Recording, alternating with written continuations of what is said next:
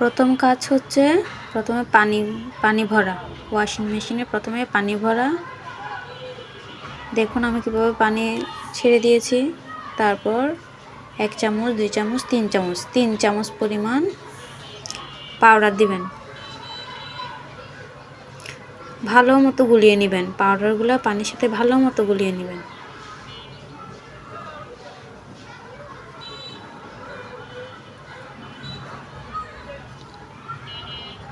দেখুন পানি ভরতেছে। এই যে আমার বড় কম্বল, এই কম্বলটি সম্পূর্ণ কিন্তু ওয়াশিং মেশিনের ভিতরে দেওয়া যাবে না, কারণ সম্পূর্ণ যদি দিতে যাই তাহলে যে চাকাটি যেটির মাধ্যমে এটি পরিষ্কার হবে ওইটি বন্ধ হয়ে যাবে।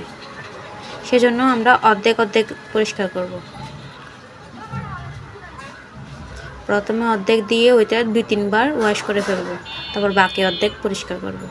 এই দেখুন আমি আপনাদের দেখার সুবিধার্থে আর একটু কাছে নিয়ে গেলাম। দেখুন এটি কীভাবে ওয়াশ করছে।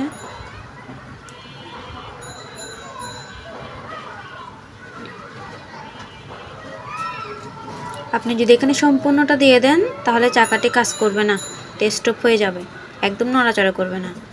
তাই আপনার উচিত এটা অর্ধেক অর্ধেক দেওয়া, কারণ এটা বড় কম্বল। ছোট কম্বলগুলো ইজিলিভাবে ওয়াশ করা যায়, কিন্তু এটা বড় কম্বল তো সহজে ওখানে দেওয়া যাচ্ছে না, যার কারণে অর্ধেক অর্ধেক করে পরিষ্কার করা।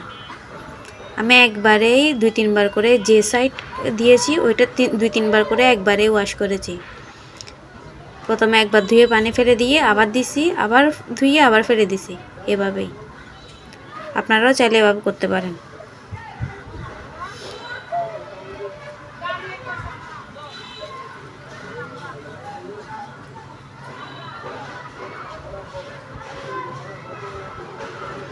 এভাবে করলে আপনাদের ওয়াশিং মেশিনেরও কোনো প্রবলেম হবে না, সুন্দরভাবে কম্বলটাও ধোয়া হয়ে যাবে, নিজেরও কোনো কষ্ট হবে না।